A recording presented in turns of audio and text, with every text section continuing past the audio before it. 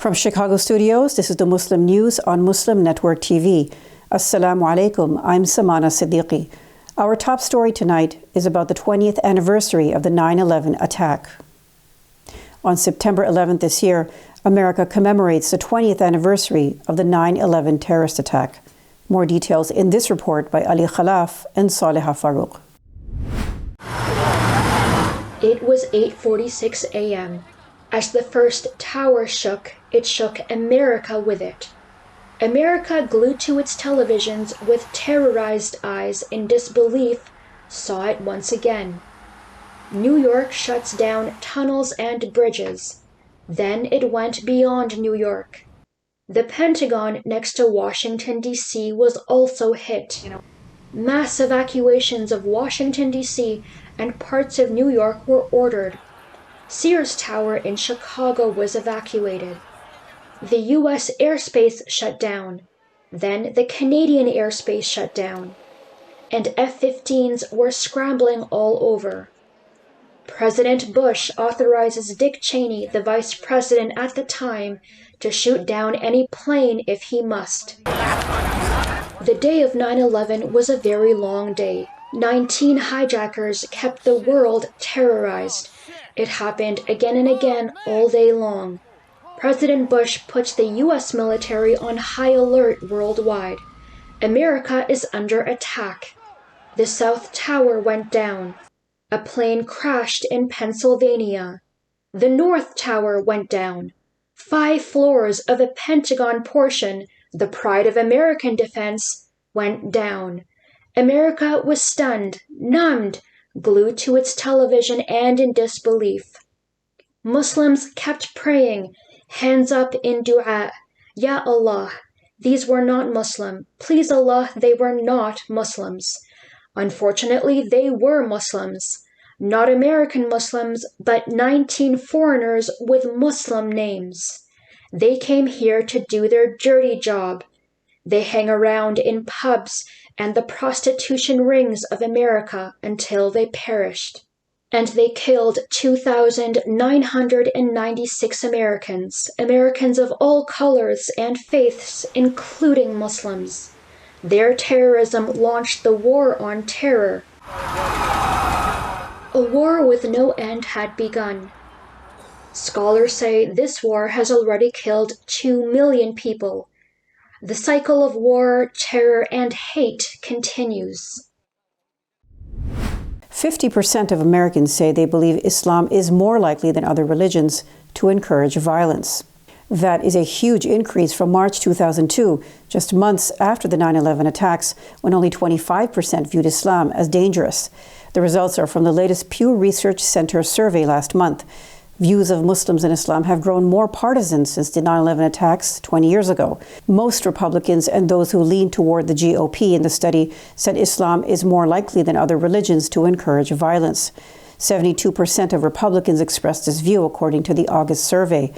Democrats have consistently been far less likely than Republicans to associate Islam with violence.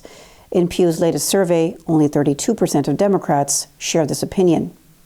We have a special segment coming up later tonight in our show, so keep watching Muslim News. 3 American Muslim journalists shared their struggles covering Islam and Muslims on PBS NewsHour this week.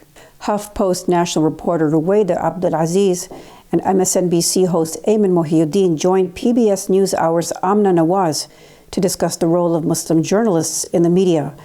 They shared their perspectives about media coverage in a post-9/11 world, Islamophobia, and how stereotypical depictions of Muslims in America harm the community. Abdulaziz was in middle school on September 11, 2001. She remembers in the aftermath hearing words like jihad in news coverage in ways she had not before. People would ask her questions about the war on terror and to defend Islam. She told PBS NewsHour that Muslims were supposed to act as brand ambassadors, and for someone that young, it was a heavy emotional and mental toll. I was just trying to figure out how to survive middle school, she said. During the early years of the war on terror, Mohieddin said he noticed broad generalizations when politicians discussed the Middle East. The political rhetoric minimized the Muslim community, making it synonymous with war and terrorism.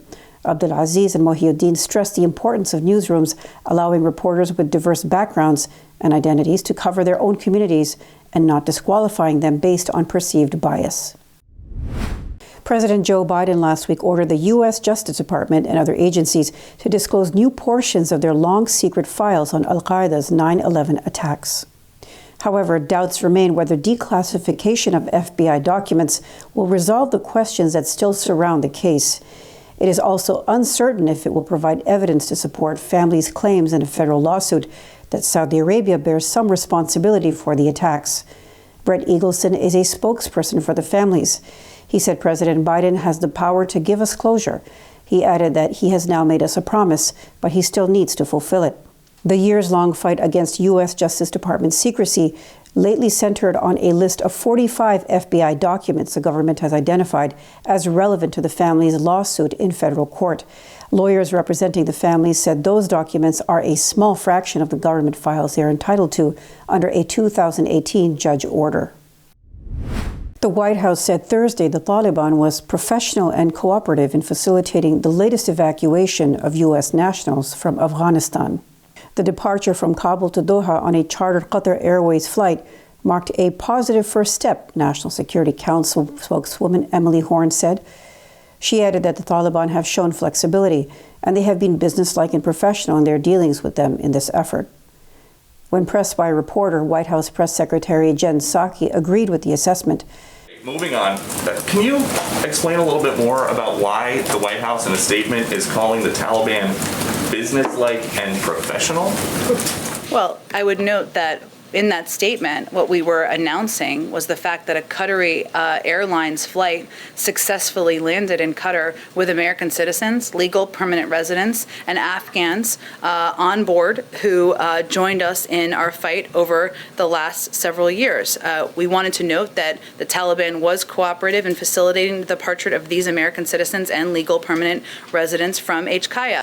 These comments by the Biden administration came a day after the Taliban cracked down on a protest in Kabul. The group detained several Afghan journalists and severely beat two who worked for the Afghan newspaper Atilatros. The Interior Minister later announced a ban on protests unless a permit is obtained 24 hours earlier. In related news, UN Secretary General Antonio Guterres pleaded with the world to continue dialogue with the Taliban and avoid millions of deaths. Guterres urged maintaining a feeling of solidarity with the Afghan people. Our duty is to extend our solidarity to a people who suffer greatly, where millions and millions risk dying of hunger, he said. U.S. Capitol Police plan to again install a fence around the complex ahead of a planned rally of Donald Trump supporters next weekend. Protesters seek to demand the release of rioters arrested in connection with the January 6th mob attack on Congress. The Capitol Police Board is set to approve a request from Capitol Police Chief Thomas Manger, who joined the force in the aftermath of the deadly attack.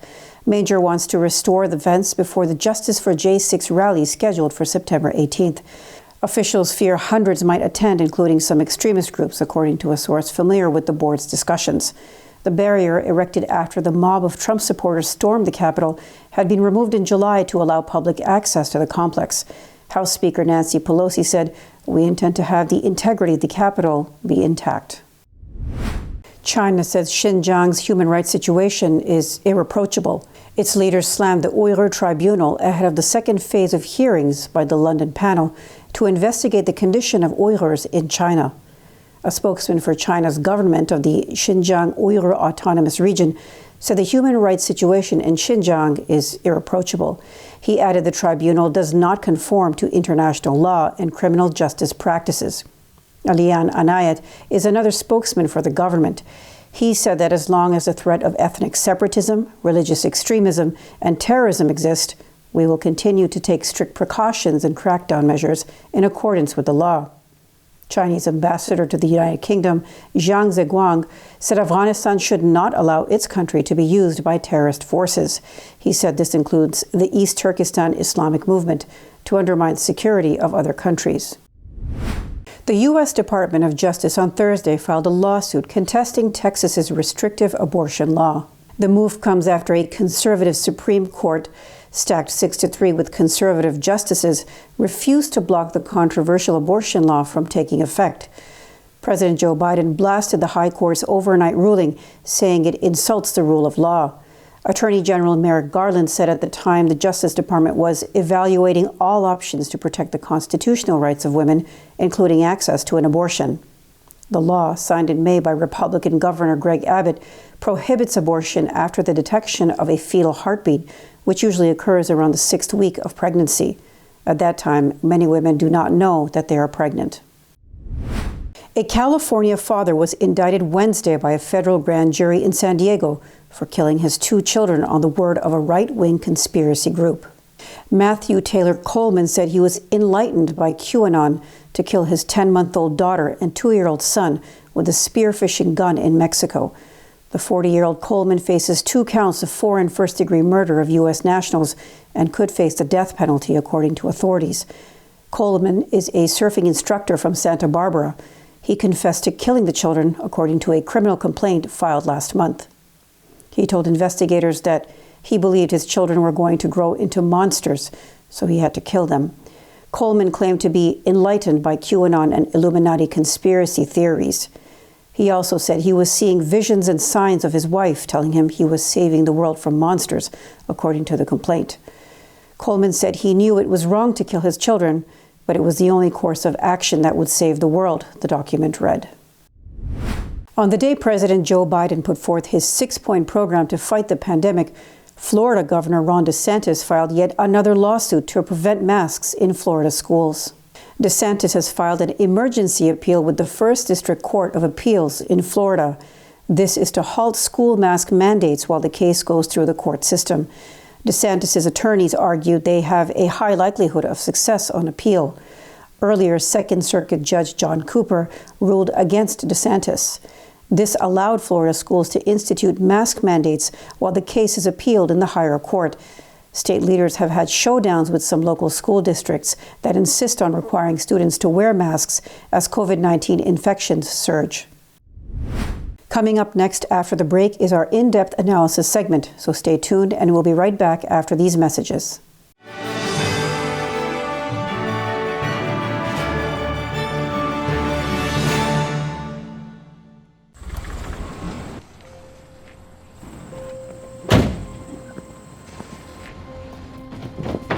Dad, they took over my bedroom. Come on, come on. Okay, Dad. 1, 2, 3. Dad!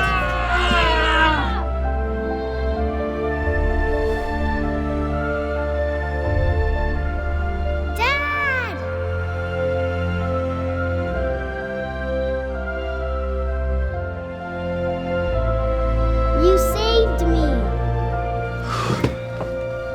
Dad? Are you okay? I'm fine, dear.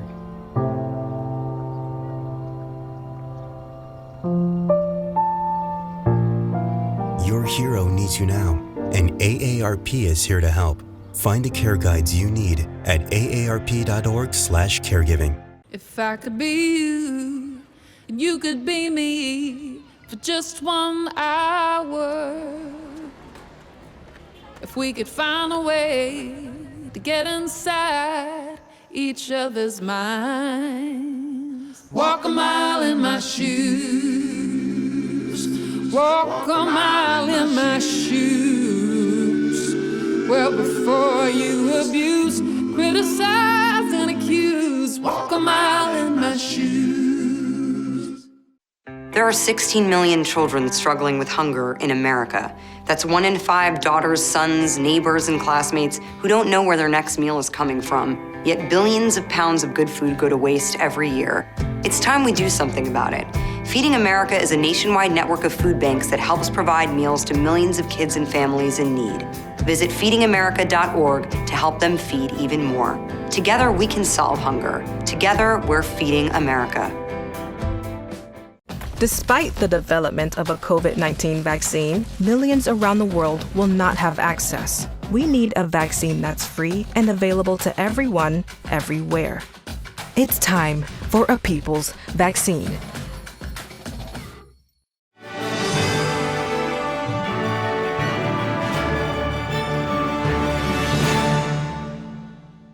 As we are commemorating the 20th anniversary of the 9/11 attack, we have another special guest tonight in our show. Let's go to Imam Abdul Malik Mujahid for a detailed analysis. Over to you, Imam Mujahid. Thank you, Samana. Today I'm going to talk to someone who is just amazing, brave person. Her husband died 20 years ago on 9/11. And she, as a single mom, raised the 2-year-old at that time. But a mom will tell a 2-year-old about what happened. We have with us Christine Brightweiser. Welcome to Muslim Network TV. Thank you for inviting me. Christine Brightweiser is co-founder and co-chair for September 11 Advocates. Christine, it is anniversary. And a normal anniversary is difficult, but the whole memories of it. So although it's 20 years too late, please accept. Once again, a condolences from someone who never met your husband, you, or your daughter, and cannot even imagine the pain of the moment. May God be with you. Thank you. How your daughter is feeling at this moment? My daughter is, a 22-year-old beautiful woman, young woman, and very much like my husband. She's able to look forward to life, and she's able to find beauty and happiness in life. And that was something my husband was always able to do. And it was something I found so attractive in him when I met him for the first time. He was always very upbeat and positive, and he always found the best in a day. And when bad things happened, he always tried to make the best of it. And so since he was killed, that's been my number one goal, is to make sure that my daughter was raised in a way not to be a victim, to be a survivor, and to not have anger or bitterness or hatred in her heart, but for her heart to remain beautiful and pure, because that's what my husband would want for her. He would want her to go on living a life full of beauty and happiness, and not have it taken from her by the horror that happened to him. You did hear from husband during that tragedy, right? I did. My husband was on the 94th floor of the second tower to be hit by the planes. And he had called me to tell me that he was okay, he was safe, that he loved me, that it wasn't his tower that was hit by the plane, and that he wanted me to know that he loved me and that he was okay. And so we stayed on the phone for a few minutes. And then he wanted to go find a television to learn what was happening. And we said our goodbyes. He said, "I love you." He's like, "I'm okay though. Don't worry. I'll talk to you later." And I left the television on in our kitchen. And I saw a huge explosion right before my very eyes in his building where he had just spoken to me.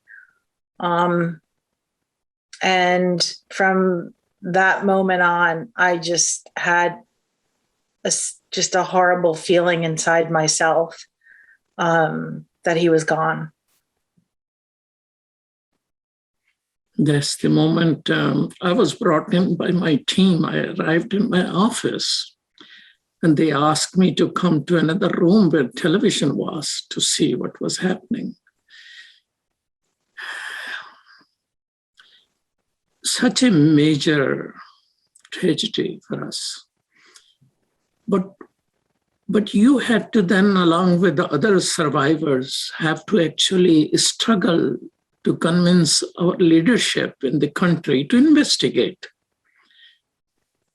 Tell us, what was that journey like? You being a trained lawyer, but taking care of your daughter, And now suddenly you have to go out. Where did you get that energy, and why it took so long to convince people to investigate?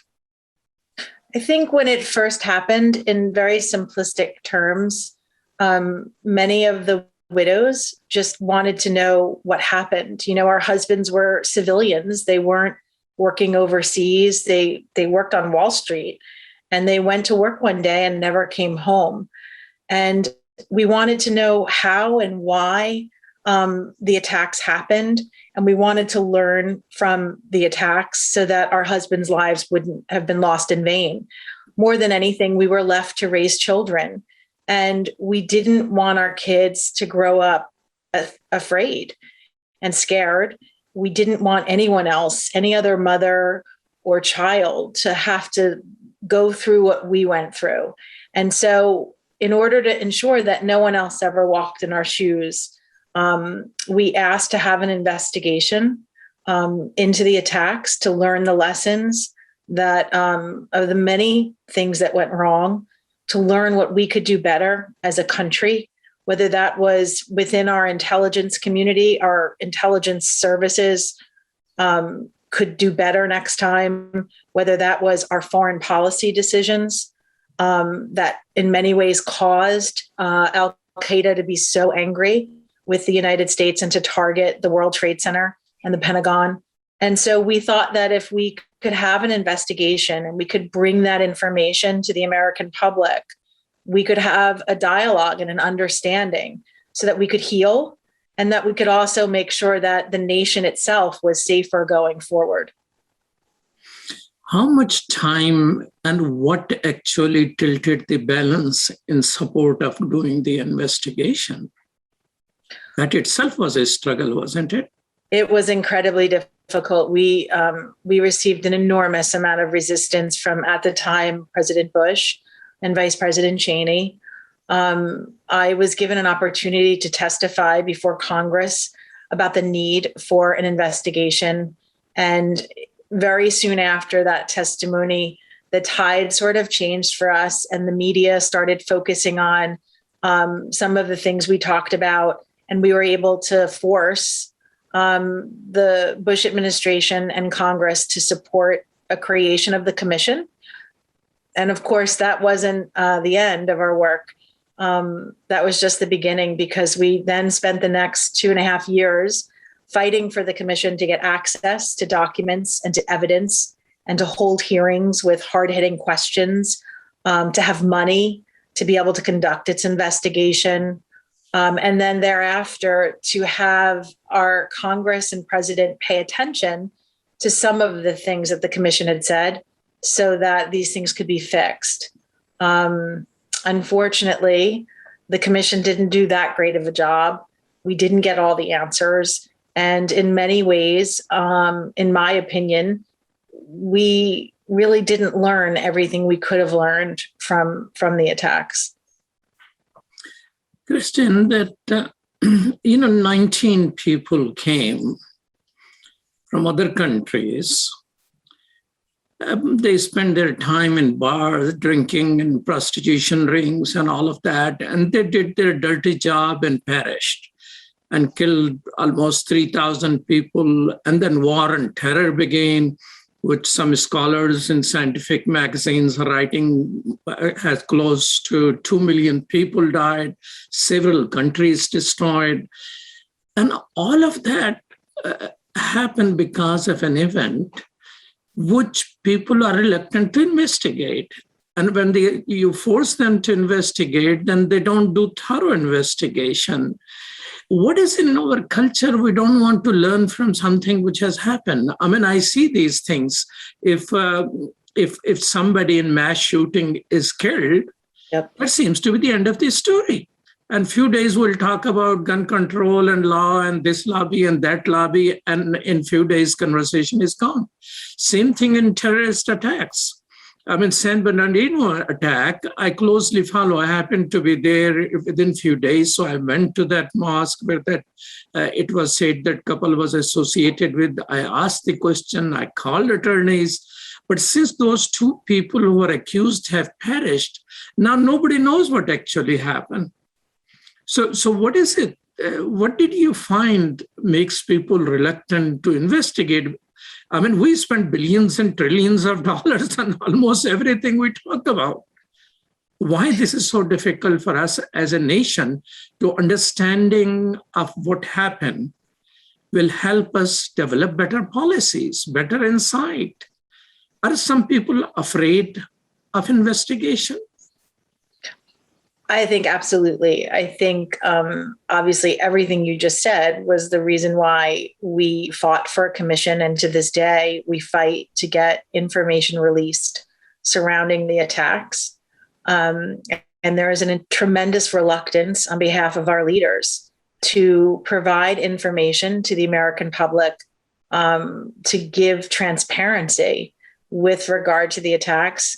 I think it's for three reasons. I think one reason is political expediency.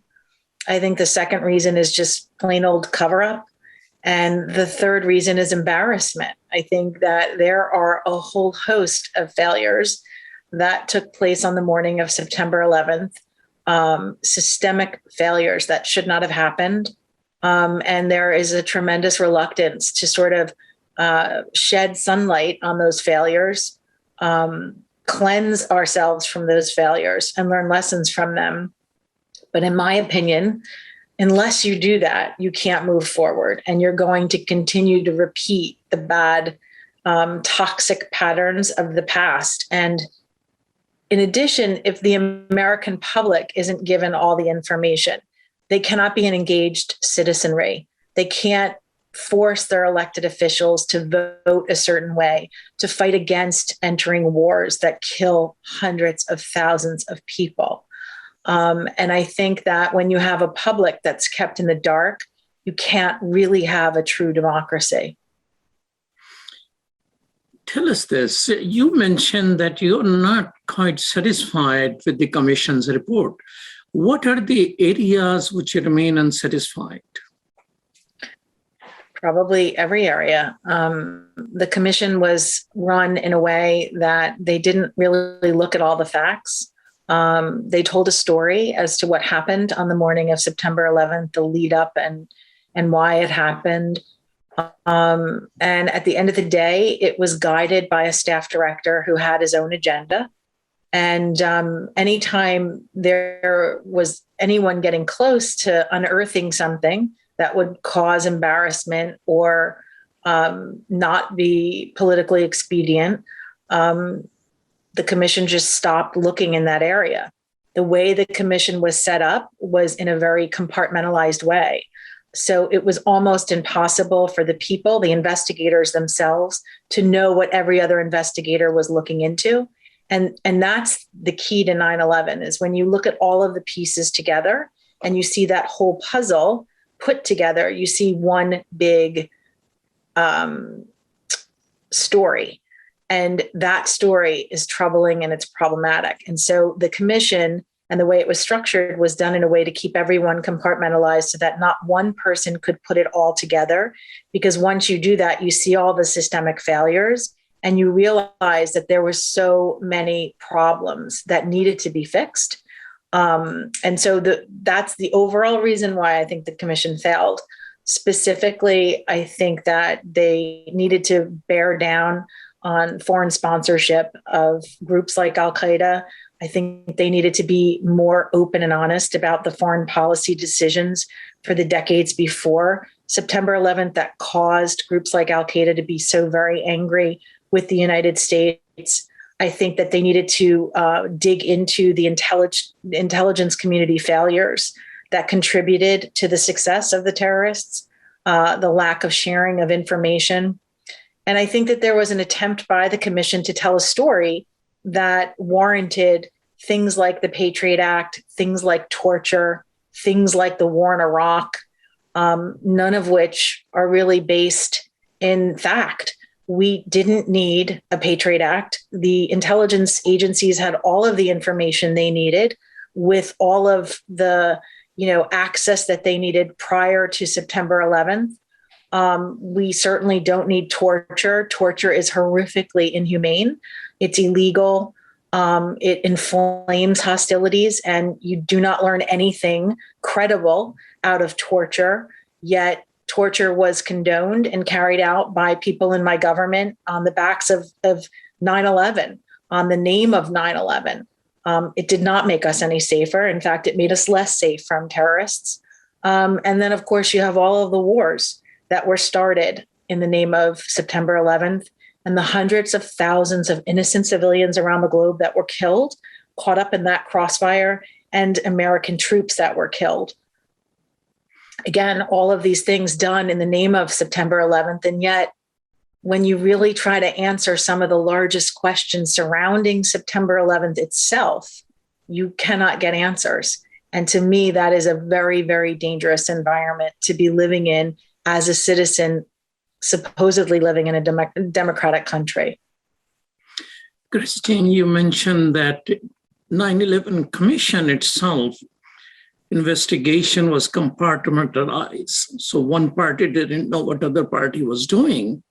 Wasn't the same thing which they concluded that information sharing among the intelligence community was one of the problems? Absolutely. You're spot on. And in my opinion, I don't think that the setup of the commission was an accident.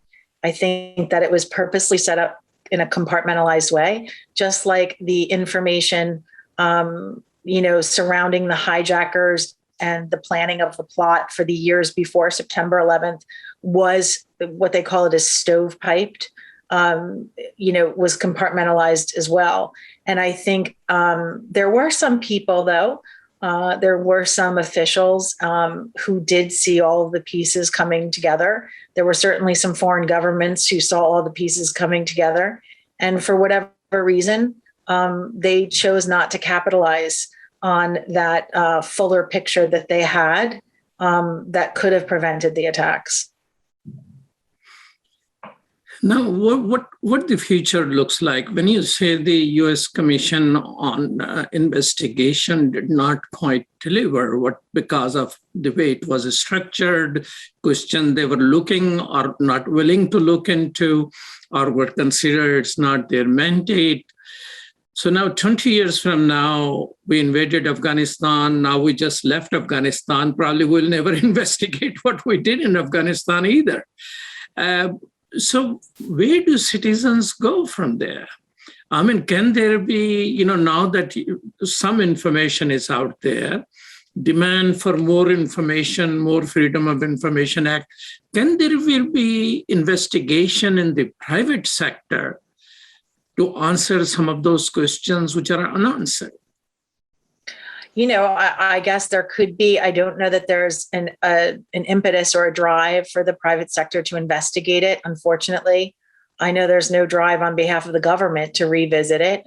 And yet we have so many questions. I think one of the hugest disappointments for me personally as a trained lawyer is knowing that not one prosecutor, not one U.S. attorney, not one attorney general, not one president, Democrat or Republican, has sought fit to hold any of the terrorists or the co-conspirators of the terrorists criminally accountable for the acts that they carried out. I don't know how that's possible. I don't know how it's possible that 3,000 people were murdered in broad daylight in Lower Manhattan, and my government, my country, has not held anyone criminally responsible for that, particularly when my government has information that they could easily do so. They choose not to do that. I think part of it is they want to keep everything secret. And again, I think that is extremely dangerous. But more than anything, I think the message that then gets sent to the terrorists is that you can come inside this country, you can attack us, and you can kill innocent people and do it with free license. And I think as an American, that's a scary thing to think about. Can there be a private lawsuit to determine these things? Absolutely. There are survivors of those. Absolutely. And that's what has happened because the government itself has chosen not to hold anyone accountable, not to prosecute criminally the terrorists or the co-conspirators. It's been left to the victims' families to seek civil redress through civil litigation in federal court. We're trying to hold the co-conspirators accountable. But in truth, the government up to the Biden administration has not cooperated with us. In fact, in many cases, the government, the US government, the Department of so-called Justice, very often covers up evidence and materials that we need to hold the terrorists accountable. And in some instances, actually literally sits on the side of the terrorist in the courtroom. So for the families, the victims' families, we find this absolutely reprehensible. We had hoped, and I grew up thinking that a Department of Justice was supposed to deliver justice. And when it comes to September 11th, our Department of Justice in the United States does not deliver justice. In fact, they obstruct justice. But Christine, what some people might say that, I'm not one of those people, that we bomb Iraq and Afghanistan to take care of those people who attacked us. Yeah, I mean, I think a lot of people say that. A lot of people say, well, bin Laden's dead. What's your problem? And, first of all, it would have been nice for Osama bin Laden to be brought into custody and for him to be put on trial and had evidence brought out to the public so that he could stand trial, so that the world could see that, we are indeed a nation based upon a rule of law. That didn't happen. Bin Laden was taken in the middle of the night, killed, and then dumped in the ocean. And to me, that is just more secrecy. It is more,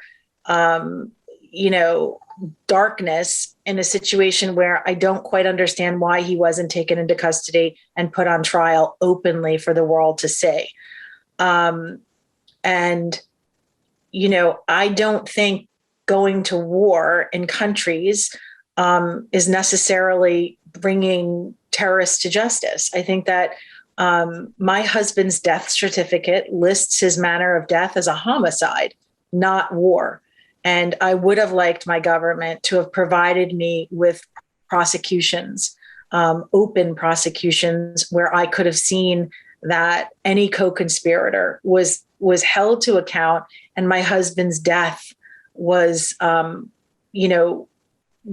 given the justice, the public accountability, the transparency that I think it deserved. One person who said something like that was Governor Howard Dean from Minnesota, who was running for presidency. When he said that he need to be arrested and tried, if found guilty, punished accordingly, the whole world went against him. It was one of the major reasons why his presidential campaign took the downward turn. What is in our culture? We rather take a revenge than try people and punish them for the crime after proving them. I don't know. I think it's easy, in my opinion. Look, everyone handles things their own way. In my opinion, it's easier to be angry and to have a flash response. Doesn't that takes us to the same level as terrorists? I think so. But you know what? For some people, that's the way they handle things. I think it's better to have a measured response. And I think the world would be a better place if people, had a more measured response. And I'm not saying that terrorists should get away with it and we should be soft on violent terrorists. I think that there's ways that you can handle violent extremist terrorists. And I don't necessarily think that means invading countries, connecting them to attacks that had nothing to do with them, and killing hundreds of thousands of innocent people.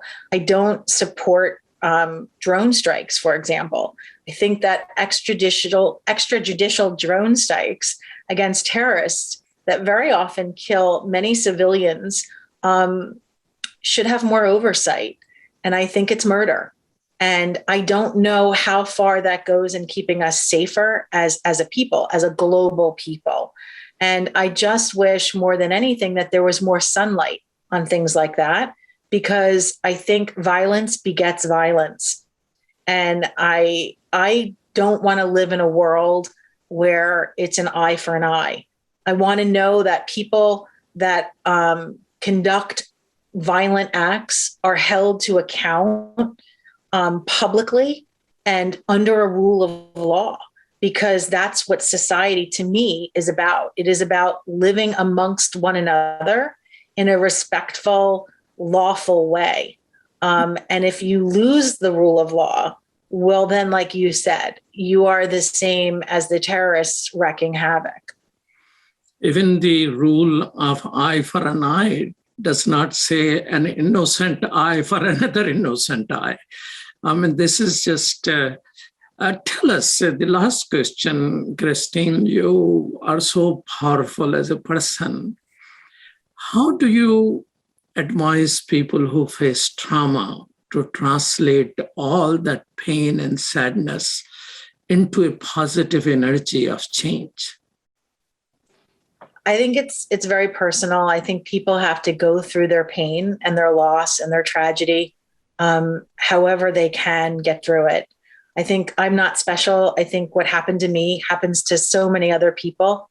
And for me personally, it was a faculty of having a young little girl, a 2-year-old, and I wanted her to feel safe, and I wanted her to still have a full life, even though she was going to live it without her dad. And I, more than anything, I didn't want to be a victim, and I didn't want my little girl to be a victim. And so that's what I focused on. But I think tragedy happens to everyone. Life is hard, and the world is an unfair place. And I think you have to just sort of get through that in the best way that you can. And for some people, it may look like they're doing more, or they're getting out of bed. And, you know, everybody has tough days, and everyone has unfair days, and everybody's scared, and everybody's trying to do their best, no matter where you are. And I just think if we were working more together, that's why I did this interview with you. I think it's so important for everyone to realize that there's more good people in the world than there is bad people. And I've spent the last 20 years traveling the globe as much as I could with my daughter, so that she would see that, so that she would see the beauty and the kindness and the love in the world. And I don't want to sound like I'm some, woo-woo crazy person. I'm realistic, but I do think at the end of the day, the world is full of very good people. And if we could all just remember that, and I think COVID in many ways made us realize that. You watch footage on television, you see someone in India or Nepal or, Cambodia suffering COVID the same way we are and having the same fears. And I just wish everyone could always remember that at the end of the day, everyone still wants a safe place to sleep, a roof over their head, something warm to put in their belly, and someone that they love sitting next to them. And I wish people could remember that more often, particularly our leaders. Christine, thank you so much for your profound thoughts and sparing your time at this anniversary, which only you can imagine what it is. And please convey to your daughter that someone who is affected in a very different way from those events thoroughly conveys his greetings, love, and the best wishes. That means the world to me. Thank you. Peace with you.